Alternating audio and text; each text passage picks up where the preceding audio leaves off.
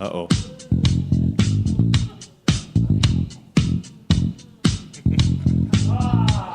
Election day. I'll just tell them here. You should be afraid. Very afraid.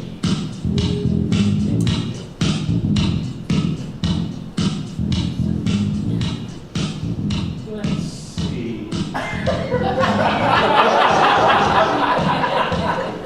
Ministerial student. Third year. Female. It's your time, Sherrie. No, I'm not ready. I've got like 2 more months and I'm done with seminary school. Could you just 2 more months? Just maybe a few more weeks.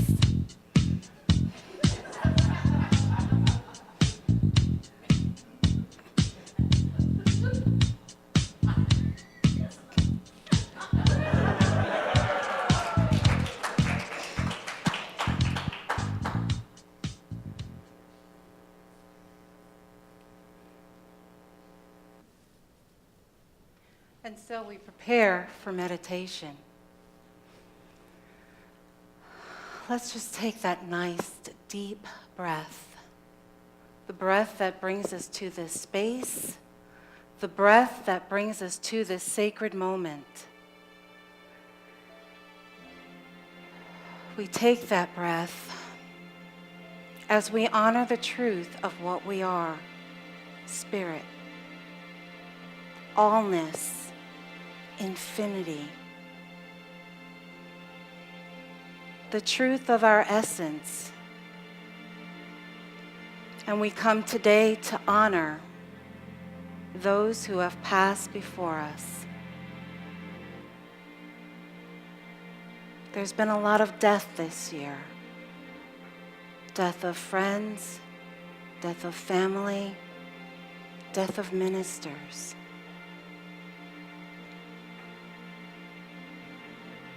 And today we bring them to our awareness as we hold them in our hearts, in our minds, in our being. If you brought a memento today to honor someone whom you love, who has passed on, just hold it in your hands.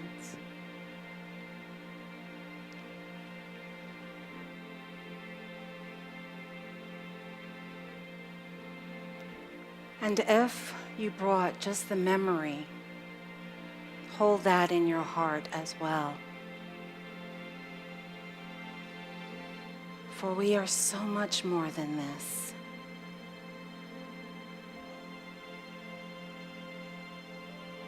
And if you would like to say the name of your loved one that has passed on, feel free to just put it into this sacred moment.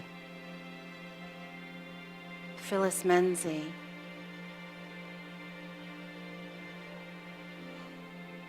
Jennifer Holder,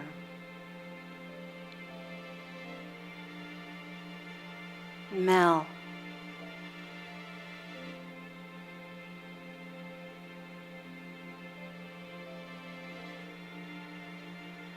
they have influenced and blessed us in so many ways.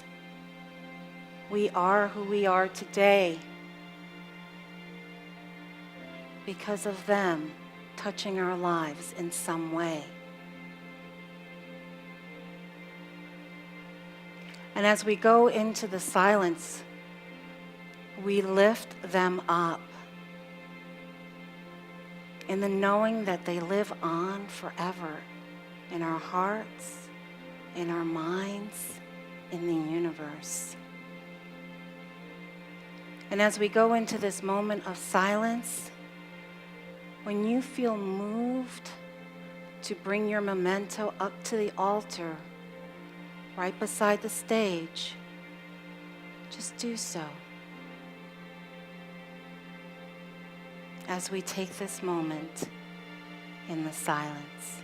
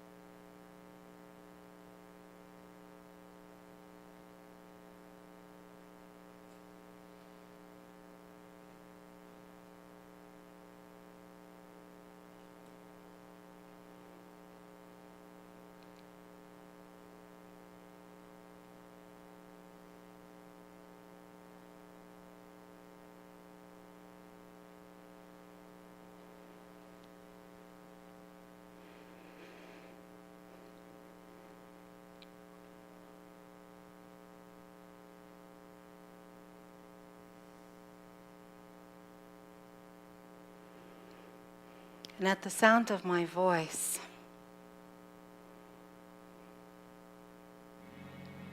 we remind ourselves of a presence where we are, in this sacred Fillmore Chapel. The beginnings of our movement are here in this room.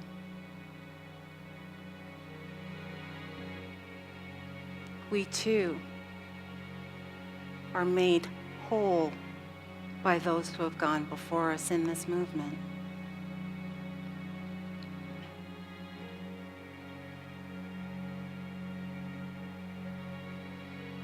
And so as we honor this, we turn in celebration.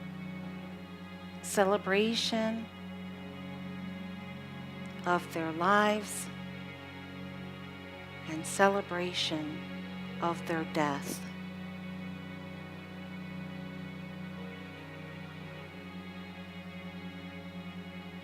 And so it is. Amen. Get an opportunity. So, bienvenido a la Día de los Muertos. So maybe I should do that again. Bienvenido a Día de los Muertos. There we go. Welcome to the Day of the Dead. Now, how many of you have heard of that holiday? Ooh, almost everyone. Well, if you're like me, all I knew about the Day of the Dead is that it coincided with Halloween. Really not much more than that. So I went on a research spree because, you know, here at Unity Institute, they teach us how to do research really well. Yes. And so I started at the beginning. I looked at, well, where did the concept of Halloween even come from? It's from the Celtic people about 2,000 years ago. And this Irish culture, basically, they were trying to make sense of the world around them. And much of their mythology explains the seasons they were living in. Halloween marks the end of summer, the celebration of the harvest, and the beginning of those long, dark, cold winter days. They were coming.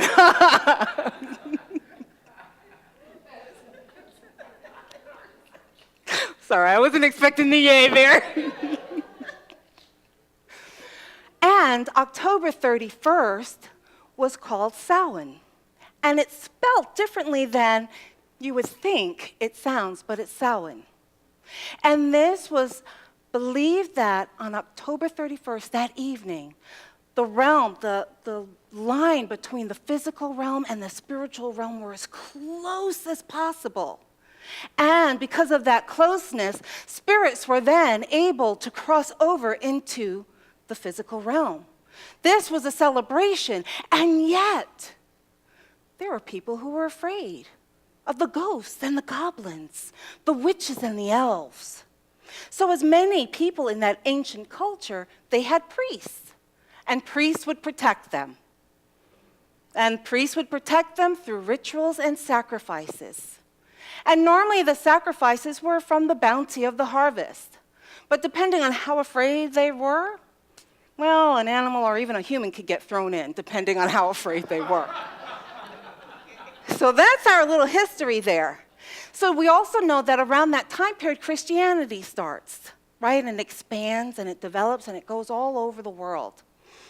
And the early church fathers and then later the popes, what they did is they created a pattern of usurping pagan holidays and making them more in alignment with Christian beliefs.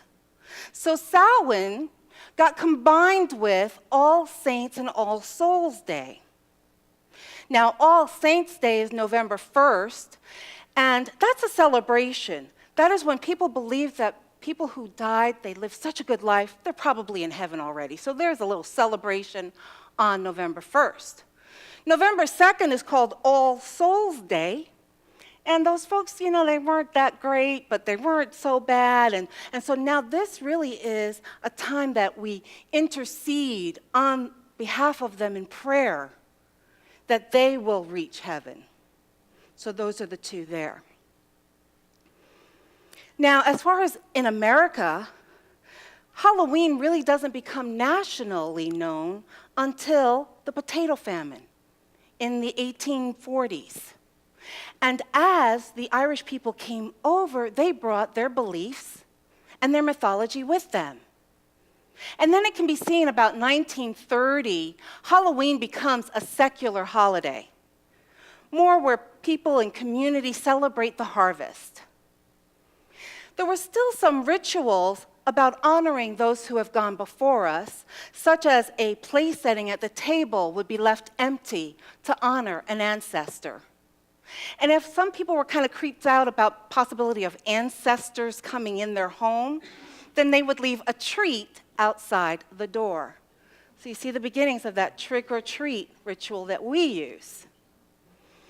And so that brings us now to the Day of the Dead. This is predominantly celebrated in Latin cultures. Latin cultures. And they celebrate, they see this as a celebration of those who have passed on. This is a fiesta. This is not a day of sadness or a time of sadness. This is great joy. Once again, this happens November 1st and 2nd. What are we seeing, right? The belief still that the physical world and the spiritual world are so close together that the spirits can't come over. And we welcome them. We welcome them to join in the celebration. It's also celebrated here by our friends in New Orleans, because as a culture, they have a history of being really connected to the souls of the departed. So that's a little bit of the history.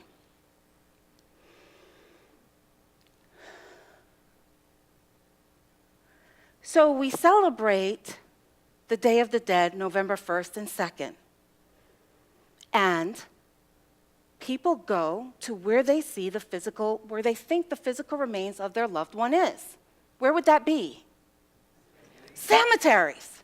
They go to cemeteries and vaults and mausoleums and crypts. Now you may be thinking, well, that's kind of creepy, right? But it really isn't that creepy. It's very interesting when we get out of the US, things are very different all over the world. I lived in the UK 2007 to 2010. We lived in this tiny village known as Cottenham. And if you weren't there for like 3 generations, you were always new. You were a new arrival in the village. And they had this concert at the church, and we wanted to go. And as most things there are, they're very old churches. So we go in, and then at intermission, they were serving wine. I was there. So we go, and it's outside, and I'm just following the crowd, and I get my glass of wine, and I'm walking, and all of a sudden I'm like, we're in a cemetery. And everyone's just joyous and talking and drinking. The person who spent so much of her time in America is doing one of these, like, I'm so sorry. Oh, bless you. Please don't haunt me. All right, so that was my take on it. But it's really interesting when you do some traveling. We're so new here in the US and we don't really realize it, but when people have lived culturally with death, it is a part of life. It's a part of living.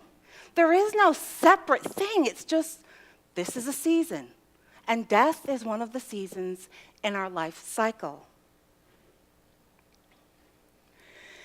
And because of that, there's this celebration.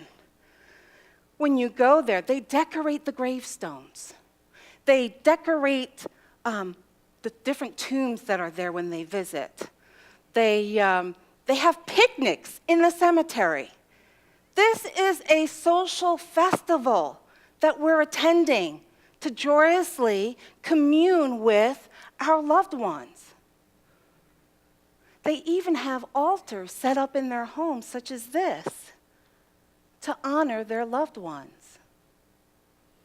Now, you may be wondering, well, if you're a spirit, why would they need to go to the cemetery? And here's my thought on it. I think that they need that ritual and that physical representation of what I meant to them. a place to go, a place to celebrate. Sure, I'm around them all the time, but they can't see me. Sometimes they forget that it's just that easy. And now, it's my turn. I get to be visited on the Day of the Dead. I get to have all of my tombstones and things decorated. Oh my gosh! They're here, they're coming. Oh, look at those colors. Those colors are just so amazing. Gold is one of my favorite colors. It's just this season. I just love it so much. Oh, it just looks so good. Oh, do you smell that? I think that's fresh baked bread.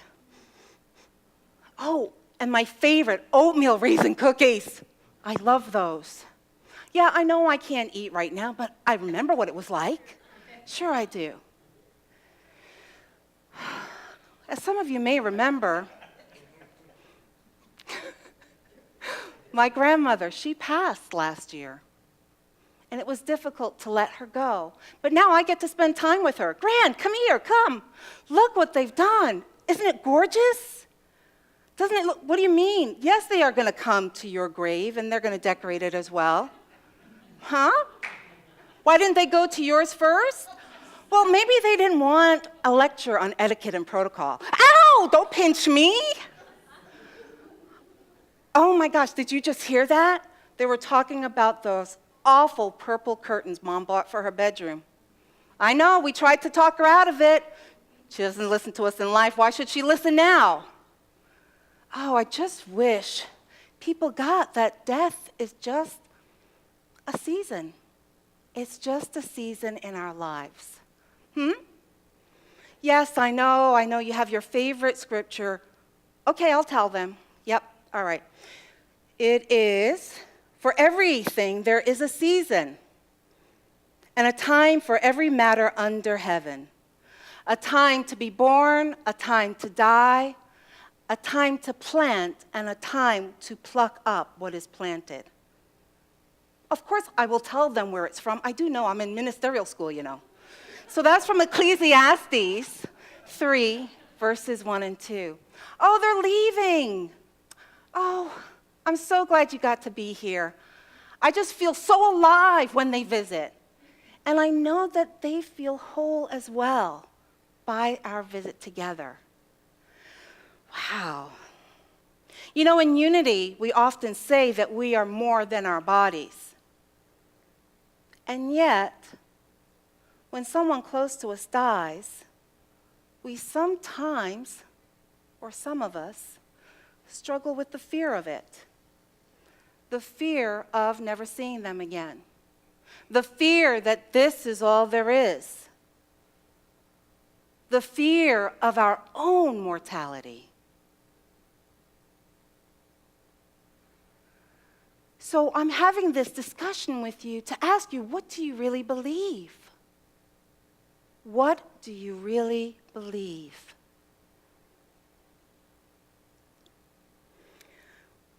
The author, Michael Singer, in his book, The Untethered Soul, writes about this. He says, "You must not be afraid to discuss death. Don't get uptight about it. Instead, let this knowledge help you to live every moment of your life fully, because every moment matters. Every moment matters."